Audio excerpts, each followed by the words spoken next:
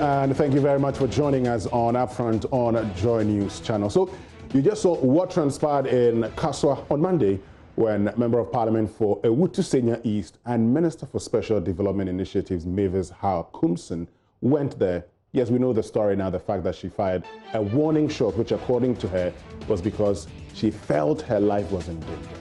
But that actually raises a very, very important issue. In fact, this would not be the first time we've seen election-related violence in our country. This certainly would not be the first time. We could talk about the Tiwa by-elections. We could talk about what transpired in the Tripoli by-election.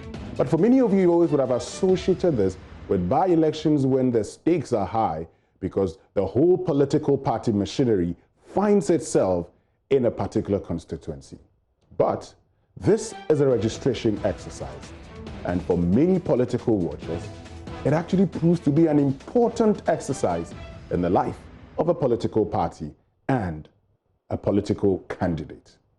This evening, our focus is on ending election-related violence in this country.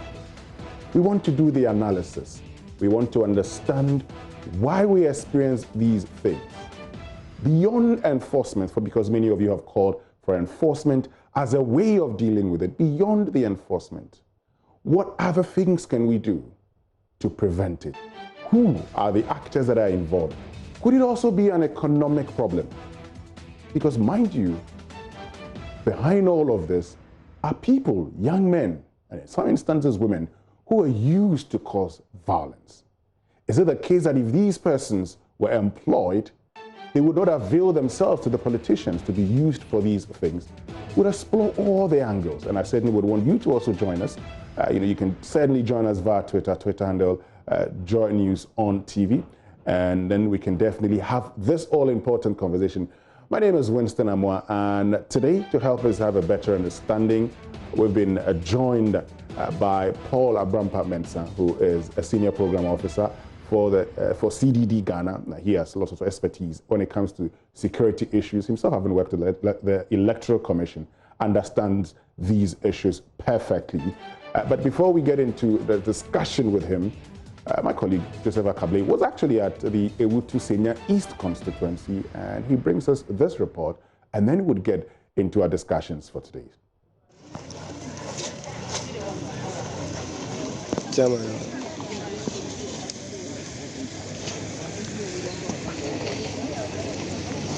Three motorbikes were set ablaze as the voter registration exercise at the Step to Christ Center in the Ewutu Senya East constituency was suspended indefinitely. EC officials were seen leaving the center at about 9:30 a.m. on Monday. Seats meant to be used by prospective voters remain empty. A trader who lives some few meters away had the gate to her shop riddled by bullets. The registration center was abandoned by hundreds of voters, with a few bold ones waiting to see what happens next. Eyewitnesses have been recounting the events of the day. As usual, we were doing our registration for the ID card. And all of a sudden, they said there's a car with a bodyguard inside. That is how I couldn't see.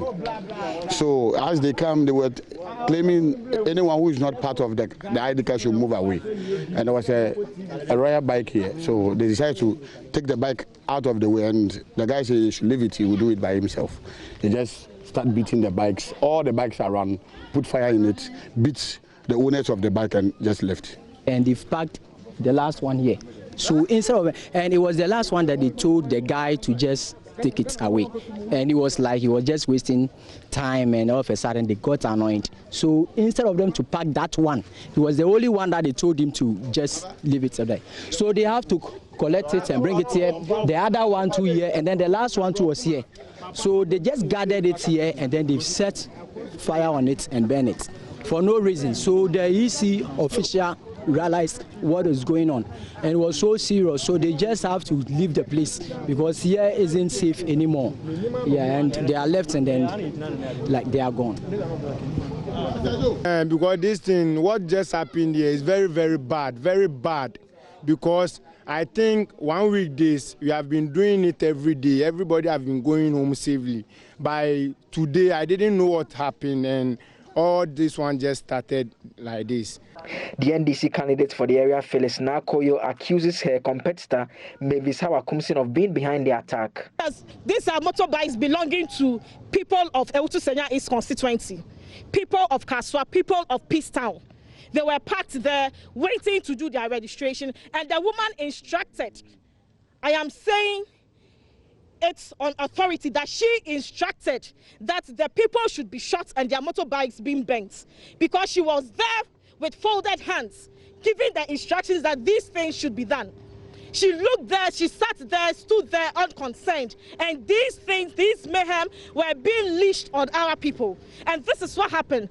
Afterwards, there was a man who was taking videos of the incidents, what happened from beginning to end. Sorry to say, the man is a bit physically challenged. This man was beaten with sticks, was really beaten by those brutes, by Hawakumsin. Right, so that was the NDC's parliamentary candidate you heard finally in that particular report by my colleague Joseph Akable, talking about what actually transpired. We do know that the police has invited Mavis Hawakumsin. The police says she's assisting them in investigations, and also the 4 persons have been granted bail, we're told. But let's get into my guest for this evening, Paul Abrampamensah. Thank you very much, Paul, for joining us, and I believe you're doing very well. I'm okay, my brother, and good evening too. Great. So let's look at this, and this will not be the first time that we've experienced election-related violence. As one who's been leading the CDD's campaign in that particular state, you certainly would know. But one of the things I want us to appreciate is, why do we continuously experience these election-related violence? Why? Well, let me take the opportunity to greet our listeners, viewers who are watching us this evening. As you rightly said, this is not the first time we're witnessing election-related violence. Let me also state that in the 3 phases of the elections and other intervening elections, in all the phases, it is during this phase, pre-election phase, especially the phase that involves voter registration, whether being limited voter registration exercise or general registration exercise, and by elections, that witness a lot of electoral violence in our political system. It is so because basis of every election is a voter roll, and in fact, in every election system, as soon as the compilation of a voter register is finished, it goes through the validation and it's accepted as the final register. Political parties are able to take the register, look at the composition of the voter in the various regions, and are able to account or determine their chances in the coming elections that the register will be used to conduct. It's also so because, especially in the highly competitive constituencies, where those needed to win a seat is very close, close margin constituencies, people realize that their chances of gaining the seat depends on addition of few votes, and therefore that's how comes the busing of people from other constituencies to register. That's how come the suspicion of people from other countries being bused to come and register. And that is also the reason why the issue of ordinary residents becomes very much important. And it is the basis of about 75% of election violence around voter registration. Why do you say the issue of ordinary residents becomes very important? When you look at some of these things, the competition is about numbers. The competition is about who qualifies to make a king in a certain constituency. And in those constituencies, that margin of winning is very close. The people try to make sure that whoever gets his name into the voter roll is actually a resident of the place, of the constituency. But over the years, the actual meaning, interpretation, and understanding of that key clause, being an ordinary resident in a constituency, has not been clear. Even if it's clear in the books, people try to misinterpret it. In fact, you were here in the 2013 electoral adjudication at the Supreme Court, and you see the interpretation and misinterpretation of the term ordinary resident by even the Electoral Commissioner then, Dr. Aferijan. So it's not clear an interpretation, so people interpret it to mean what they want. So for instance, when you go to the Ododio, one of the critical issues that stakeholders there are grappling with is whether people who have come there, some of them have been born there, they have stayed there over their life, but because they are not Gans, because they don't come from there, they see them as not residents in those areas, and therefore almost every year in elections. I'm happy this year we haven't heard any mayhem at the Ododio. It becomes the issue of electoral violence. You remember the case between the Macho Men and Honorable Esla Owusu during the 2012 registration exercise. When you go to Bandar, the issue that came up is about who qualifies to register. When you go to Kasoa, that led to the alleged gunshot by the Honorable Minister. It's about people who have been passed to the constituency as alleged to come and register. So the issue of who qualifies to vote in a certain constituency, especially constituency the closest margin of win, it always becomes an issue. And in fact, when you go through all the election-related violence across voter registration, it constitutes about 75% of the causes. Why have we not been able to solve this? Why haven't we been able to clarify, for instance? So yes, you say ordinary residents. Why haven't we given clarity to it so that I know this is the person who qualifies to register? Well, that is the problem, the challenge that we have. In fact, I just last week I was making a certain presentation, and I asked myself, what prevents the Electoral Commission or stakeholders to even go ahead to interpret that law in various local languages? That if we say ordinary resident, or who qualifies to register to vote at a particular constituency. In Ghana, this is the interpretation. In Hausa, this is the interpretation. In Akan, this is the interpretation. And go ahead and do it in a broad printout and paste it at various registration centers. So when some of these arguments come, it becomes clearer. So these are some of the things that we need going forward. We need to do. We need to make, not just make the law, make them understand, make the understanding very clear, and also make people aware of what the interpretation. So when anybody comes to challenge me in a queue, I will point my hand to what is pasted on the wall. And I tell you that this is what it means. And because of what is written on the wall by the Electoral Commission, I qualify to register here. Some of the polling agents, party agents who go to the registration center to challenge registrants, they don't even understand the term ordinary resident. And therefore, if you have not seen you in the community for 6 months, or I don't even know you in the community, I don't allow you to register. And imagine peri-urban areas that people live in isolation, people don't know each other. These things are bound to happen in some of these areas. So I'm not surprised at what is happening at Kasoa, being a cosmopolitan area, a place that has become developed overnight. So some of these things are there and they are bound to happen unless we go ahead to interpret, translate these laws, make them public, and people to understand what they actually mean. So in effect, you're saying the ambiguity in who is an ordinary... There's no ambiguity on it. The issue is that, one, stakeholders are misinterpreting into their purpose. And two, the ordinary man does not understand it. So then when they use it against me, I accept it. Okay. There's no ambiguity around the whole thing. Great. It's misinterpretation to suit their purposes. You talk about, in many instances, people, being barred to come and register.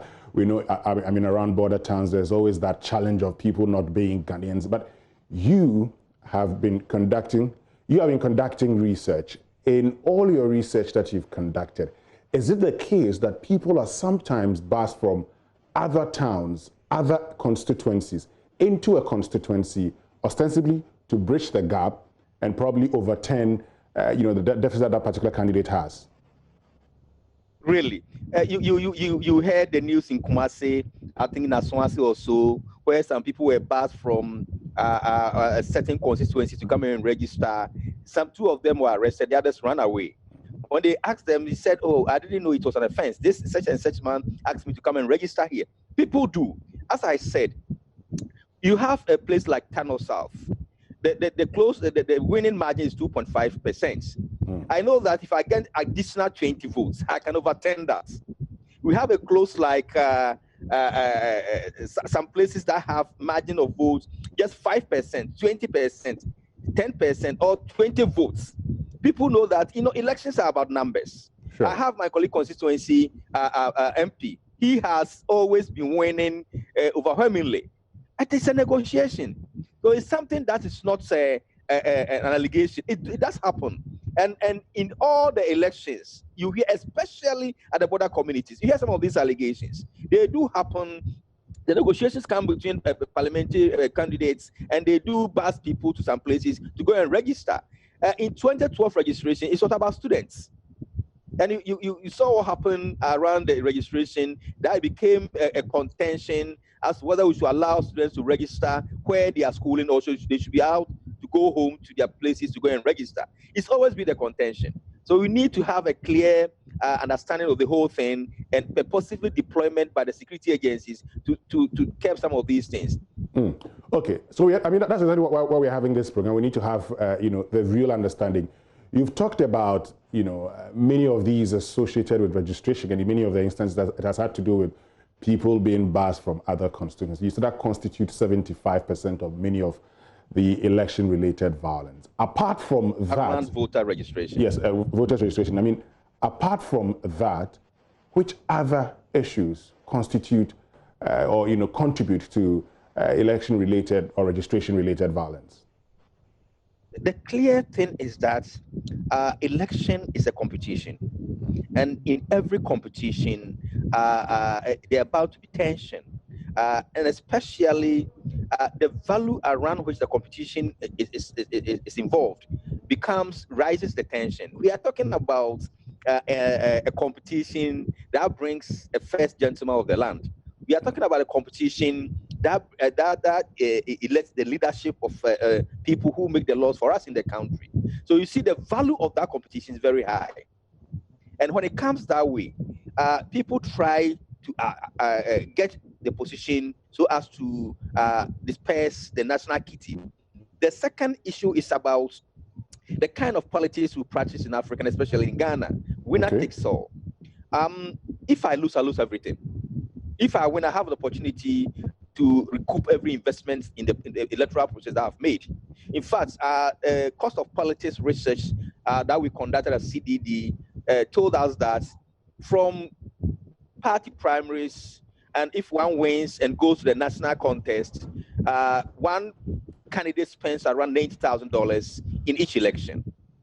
If I'm spending $90,000 in election, and I see my investment being manipulated by my opponents to the extent that I see my losing coming, I do everything that I could to make sure that I remain in the contest. Remaining in the contest means that I also have a number of people who I think will vote for me in the register. It is so even in intra-party contest, where the issue of voter register, the original voter register to be used always become a contentious. So somebody will say, in the heat of the party primaries or contest, they have changed the register. They have changed the register because I want my favorite to come to vote so that I have the highest number of votes. So this has been the protest. And secondly, or thirdly, party is about followers. In Ghana, most of the party followers follow political parties because they know when their parties come to power, they stand a chance of getting positions, of getting goodies, of getting something from their parties. So supporters, especially the youth who have come out from schools and people who are dropouts, who have no jobs, they attach their fortunes to the fortunes of their political parties. So if my political party is lucky to come to power, I have the opportunity to rise up from my poverty. And it's clear and evidence everywhere. The clear example is in Nima. As soon as the NDC lost power, people who even man public latrines handed over to the MPP supporters because they know they've lost their fortune over there. Okay. Toll booths, national insurance offices, metro mass transit, everywhere. So people touch the fortune of the political parties and therefore do everything to support the winning of their political party so that they realize their dreams. So there are some of the factors that raise the tension of elections, and voter registration being the basis. Of course, because Dr. Afarajan interpreted, he said, as soon as your name gets into the voter register, you qualify to vote. Yeah. That's it. So Great. I make sure that I get my people into the register so they are able to vote. So would this ever stop? Would we ever see an end to this? My data in front of me does not suggest so. So we did a project with Kofi Annan International Peacekeeping Training Center. Let me say a very good evening to Eneslat and Dr. Pesenin. 2008, 2012, and we did somehow an experiment in 2016. We have a trend analysis that shows that from 2008 to 2016, all the indicators have been going up. Triggers and actual violence are going up. And therefore, if we don't as a country sit down from some of the policies that we started from 2019, instituting the Militia Commission to look into our SOS Wagon, election mayhem, asking the NPP, NDC to have a platform to think about the ways of disbanding their party-affiliated vigilante groups, such as facilitated by the National Peace Council, and formally coming up with an act at 999, Vigilantism and Related Offences Act in 2019. If all these things are there, and we don't have purposive implementation of these, actualizing the tenets of these documents, that I don't see any end of vigilantism or political violence in the country. I'm interested in when the trends that you talk about. When you say they're going and they're increasing, by, if you have the figures readily available with you, by what margin, by what percentage are we seeing an increasing trend? So in 2008, when we did a mapping of vigilante groups in the country, we had less than 15, and there were not many. In 2012, it had gone up. In fact, what came up in the 2012 mapping of vigilante group through a violent election was shocking, to the extent that sometimes national institutions, state institutions, such as ambulance services and Red Cross services, also sometimes align themselves to vigilante groups.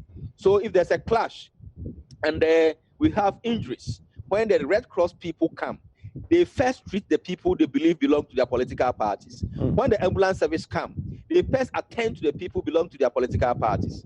So I was making a presentation, I told them that any research that seeks to talk about numbers of vigilante groups in the country should be sealed at a particular time that the research was conducted, because they keep increasing. Okay. So you can't say vigilante groups in the country are 100. You can say vigilante groups in the country are 100 as of June. Because the more the political activities get momentum, the more vigilante groups that are formed. So it's something that is not going to stop. And because we've not had a system to deal with the activities of vigilante groups, they said some people have been arrested. They have been granted bail. My brother, follow it. You won't see any end of the whole thing. Exactly. I mean, people who we'll come to that particular issue. But if you say that that's not going to end, then it's like we're in jeopardy. I mean, our elections will be faced with violence forever. That certainly puts our democracy in jeopardy, doesn't it? You're in the country and you haven't seen any attempt to actualize one of the contentions that some of us were craving for a new law specifically to deal with vigilantism was that we thought the provisions and sanctions in Act 29, the Criminal Code 1960, was very weak. And therefore, it provides for, it sees vigilantism, electoral vigilantism and violence as a misdemeanor. That has very minimal sentencing. And that's why the invasion of a court in Kumasi, after the sentence, people were crying that they've left the people off the hook. So when we had at 999 of 2019, that has sanctions ranging between a minimum of 10 and a maximum of 15, that if you commit offense without using any offensive weapon. But if you commit offense and you use offensive weapon, like the allegation of Honorable Hawaii using a pistol, is between 15 and 25 years. So we thought that, wow, with the coming into 4 of Act 999, if even 2 people are punished through the acts, it will serve as a deterrent and people will stop. But one of the provisions in the Act that as soon as the government has sent to the Act, the schedule, the vigilante groups, about 27 of them that are mentioned in the schedule, they should be disbanded, and a report of that sent to the Attorney General office. My brother, have you had any action on that? No, I haven't. So yes, we have made the law. There are no attempts to end the vigilantism in the country. That's why I say, if we don't make purposive attempts as stakeholders to implement the law, the beautiful law that have come, especially in 2019, we might not see any end of vigilantism in the country. Talking about the more people commit and they are not punished, they become emboldened, and the offended people are also peeved. So when it gets their turn, they also tend to retaliate. So there are always reprisal attacks every election period. That's the problem. Talking about stakeholders and talking about actors also, I've been going through your report and I realized that you have political party candidates, that's in aspiring candidates, also being secondary actors in this. These persons are known. So if these persons are known and we're not dealing with them, that means that it certainly would continue.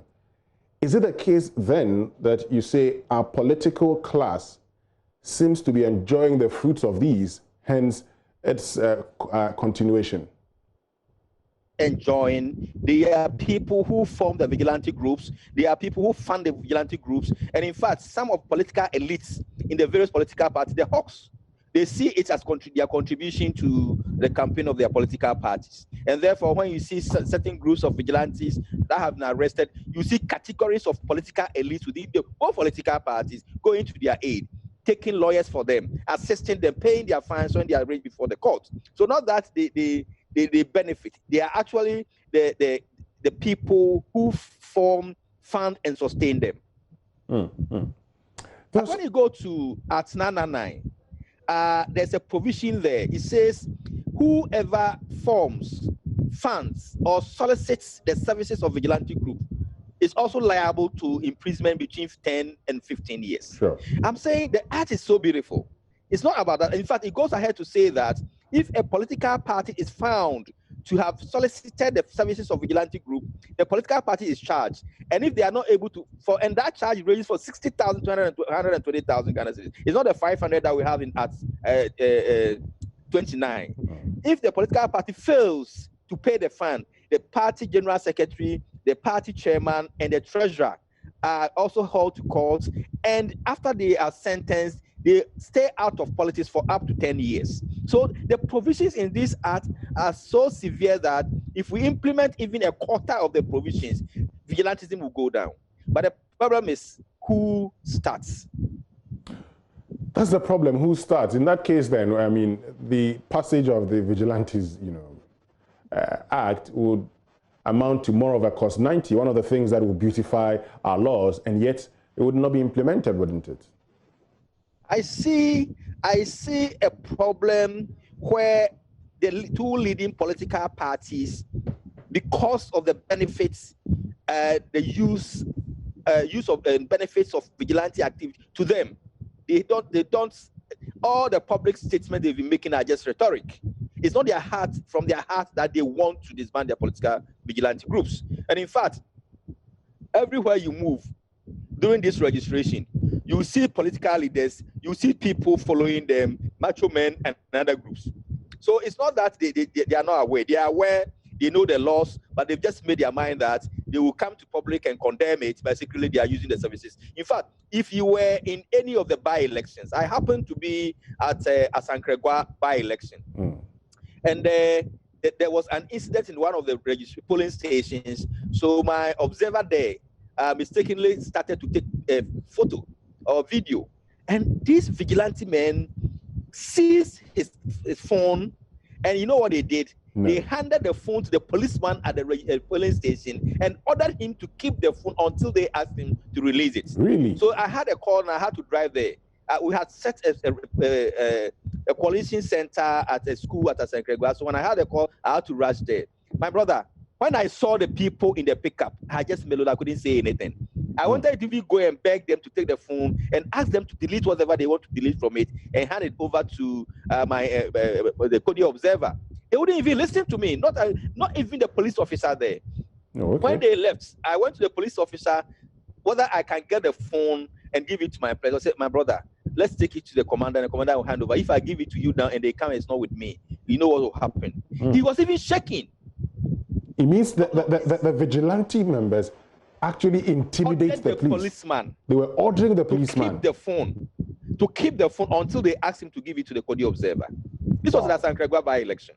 No, so when you go to the field and you see them in the pickups, I went to one voting center at Samra Boy area. That's my problem. Anywhere I go, as soon as I'm about leaving, I see them coming. So I went to Samra Boy area, and I was going to check the usual statistics as to how many people in the register, how many voters at the time. And one of them came to touch me. He touched me, he did not say anything, and just went back to his car. My brother, I had finished all that I wanted to check. I wanted to move, but I was afraid to move because I don't know whether they came for me or they just came for their rounds. And unfortunately, as I was about moving, they took the lead. And it was the same road that I was going to take. I just decided not to go to stay there until I hear they have got into Asankregwa. The appearance itself is so frightening that if they come to the station to do anything that they want to do, if they say all children here to come and vote, nobody there can say anything. The appearance alone. So it's something that we need to tackle it. If we don't, it will get to a point that elections in Ghana will be fought on guns. And that's exactly what we need to tackle. We'll go for a short break. When we return after this break, we'll look at best ways of tackling it. Yes, you've talked about the purposive approach, but also the scary aspect is that if we do not deal with this immediately, elections in Ghana will be fought with guns. And my guest is Paul Abrampah-Mensah, who is was a senior programs officer at CDD Ghana. He has lots of expertise when it comes to security, particularly in relation to elections. He's been monitoring it. This is Upfront on JoyNews channel. My name is Winston Amwa. We're right back after this break. All right, so welcome back from that short break, and thank you so much for staying with us. This is Upfront on JoyNews channel with me, Winston Amwa, and tonight we're speaking to Paul Abrampah-Mensah, who is Senior Programs Officer at CDD Ghana. We're talking about how we can end, the election-related violence, how we can end it. Well, but he tells us that, look, we need to be serious as a country. Based on the research, it looks as though it doesn't look like ending anytime soon. And if we are not careful, elections in Ghana would now be fought with guns and not with a thumb. So let me get back to you, Paul. And I mean, before we left, that statement was scary. The fact that if we are not careful, elections in Ghana will be fought with guns or be determined with guns and no longer with our thumb. You've talked about how it doesn't look like we are willing to end it anytime soon. But as citizens also, what can we do if our leaders, the political parties, are unwilling to actually take that decision? What should we also be doing to ensure that we're able to end this menace? Well, a fight for any issues like elections and other things have three angles. The first angle is citizens' bits, where we expect civic education institutions like the media, like civil society organization led by the National Commission for Civic Education to do a deepened sensitization education on the issue using available documents like the documents that was signed by the NDC and the MPP, the roadmap and the code of conduct to disband vigilantism. It has certain provisions of it that people are not aware of, like the Act 999, the various offenses and their sanctions. So this will start to sensitize the parents of these groups, the groups themselves and the associations to understand what lies ahead of them when they indulge in these things. The second one comes from the institutions, the law enforcement agencies. We need a total independence. We need the institutions to sit up and work. The criminal justice system must work, from arrest to investigation to prosecution and to adjudication. We need to have a smooth system that quickly deals with it. In fact, if it will be possible, as we have elections court, we must attach issues of electoral violence to the elections court, so we have smooth adjudication of them. So that's for institutional side. And the third and the final one is from the main stakeholder, the major stakeholder, the political parties. the political parties, especially the ruling government, commitments to ending electoral violence very key. So issue happens in the political party, whether real or suspected, you don't hear any political leader coming out to condemn it. It means tacitly they endorse it. So the commitment of the political party, especially the ruling party, to show example as to the commitment of dealing with it. So these are the three aspects we can use to fight it. We need to have a coherent plan to be able to deal with the political vigilantism. Talking about condemnation, yes. So we see the majority in Parliament condemning Mavis Hawa-Kumsin for this, except that they say, well, they do not want her dragged before the Privileges Committee. But let's look at the fine. I mean, this particular issue, for instance, as also a way, because we have a test case in front of us now. Yes, she's assisting the police with investigations, but we have seen, for instance, in the case of Carlos Ahinkra, for his indiscretion in going out when he still was positive for COVID-19. Should the president be acting? Should Mavis Hawa-Kumsin be impressed upon, for instance, to resign? Should that be the way to go in ensuring that we send the right signal to persons who are thinking of indulging in this? If you ask me, I'll say I don't care whether he resigns or not. There's difference between executive arm of government and their powers, and the difference between the legal system. Law is established. In fact, the law has provisions for leadership of political parties. And even the Act 999 seems to have a severe provision for the political party executives, because the understanding is that they are those who benefit from the activities of vigilante groups. So whether she resigns or not, if indeed, in fact, I don't hesitate to condemn people when allegation comes around these things. What I want done is to let the security agencies do their work, no matter who she is. Whether a member of parliament, whether a non citizen, we are all Ghanaians, and there's a provision of equality before the law. Whether she resigns or not, she must be dealt with according to the system. If he goes to the court and the court says that she's not at fault, fine. But if she's at fault, she must be dealt with. There's Afrobarometer reports that test citizen perception of their belief in the justice system and whether they think the law of equality applies. They said no. The response is that they think ordinary man faces the law, but the elites are left off the hook anytime they go the wrong. When citizens start to have such feeling, the trust in institutions goes down, and that's dangerous for us. So we must ensure that we apply the law equally to everybody who offends the law. And in applying the law equally, you want the police to be the one leading this, and if they find enough evidence to prosecute, that will be another issue. Whether the police thinks there's enough evidence to prosecute, can you trust them to do that? That's the other angle. We must trust that. In fact, we must have a system that works. As Obama said, we need strong institutions, not strong personalities. In fact, if the police especially do not act, they don't sit up, the image is going to go down and go down. Afrobarometer survey suggests that less than 40% trust Ghana Police Service. In fact, it went from 57 to 40. Now we have less than 30%. It's all because the people don't see their activeness in some of these issues. So if the state institutions would like the citizens to have trust in them, believe that when they are faced with criminal issues, when people attack them, they have institutions to support them, use the justice system to help them, they need to sit up and work.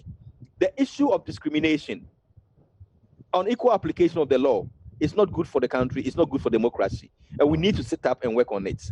I like that point. We need to sit up and work on it. And so in sitting up, you would want to see prosecution. If I get you right, you would want to see prosecution. I want to see the smooth justice system, a chain from the work of the police service to the prosecutors to the adjudication to work.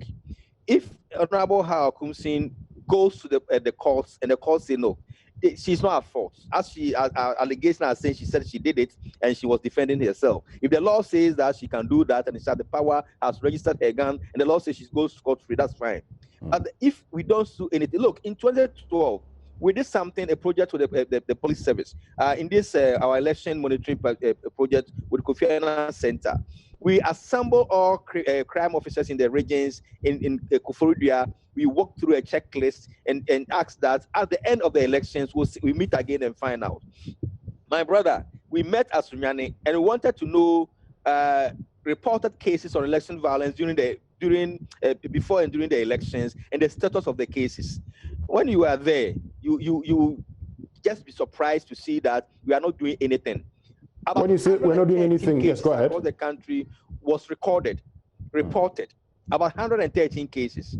Out of about 113 cases, less than 2% saw the courts. Out of about 113 cases in 2012, when we met the crime officers.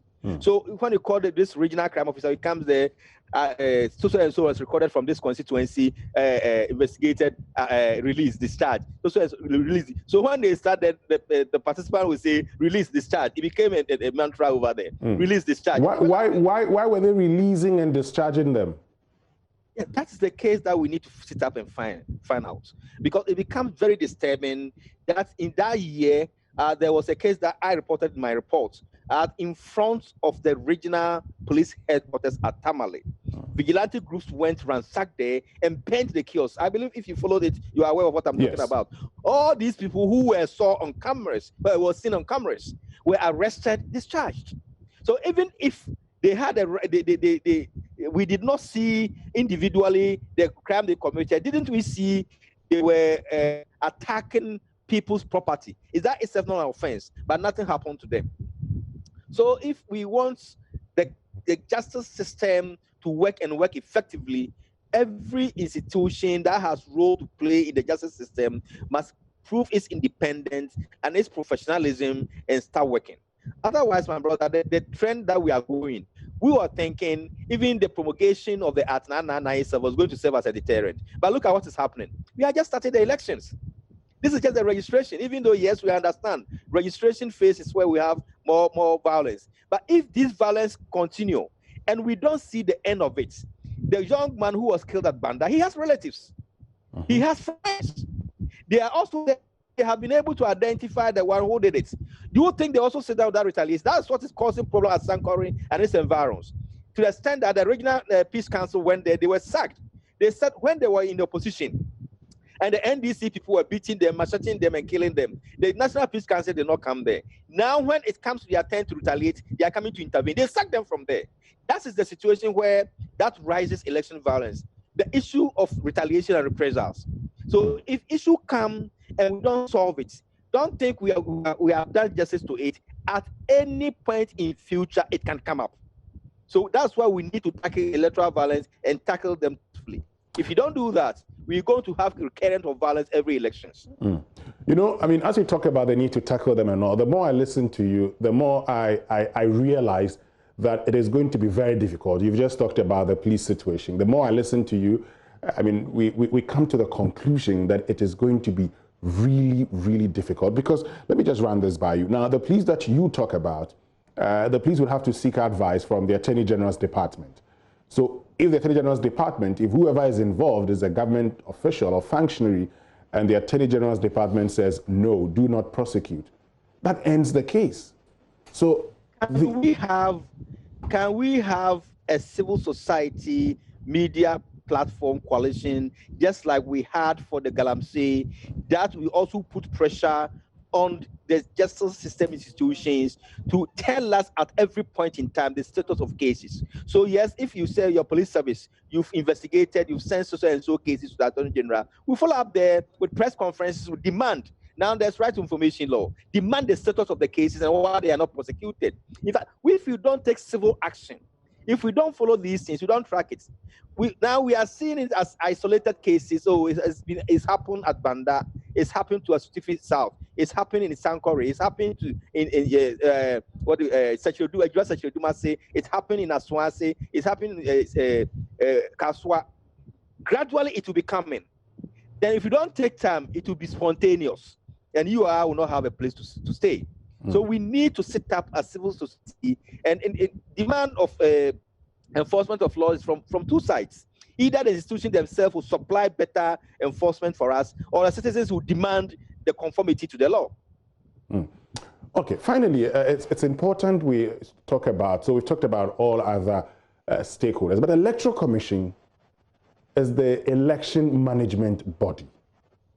What role must they play in all of this? Well, the next Electoral Commission must be, elections are assessed and based on 4 principles. Three of the principles are expected from the Electoral Commission. One is from the security agencies. We say elections must be free, must be fair, must be transparent.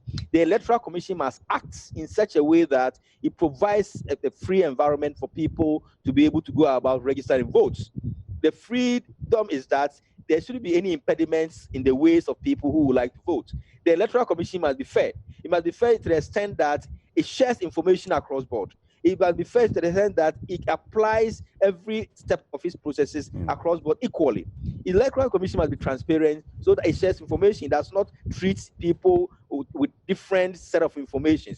If the Electoral Commission is doing all these three things, the aspect of protecting security, protecting and securing the electoral environment is for the Election Security Task Force, the police service. So I don't see any big role here for the Electoral Commission. But of course, being a referee in a very heated contention like elections, definitely you're bound to have people with negative perceptions about the commission. I always say the Electoral Commission have three very legitimacy. The first legitimacy is bestowed on the Electoral Commission by the Constitution. Okay. It says there shall be an Electoral Commission. So no matter what you want, there should be Ghanaians who constitute the Electoral Commission. The second legitimacy is the appointing authority. They will be appointed by government to the advice from the Council of States. So that is it. That is where some of the problem comes from. The mode of the appointment, the law does not bind the president to do any consensus, but because of the position that the person occupies, always there must be a bit of consensus agreement to the person who comes there. But the final one is a very critical one, the popular legitimacy. Even if people had wrong perception, negative perception about appointment, about the people who occupy the position, you should act to diffuse the tension, to diffuse the wrong perception, and to fight for acceptability of your ruling, of your positioning.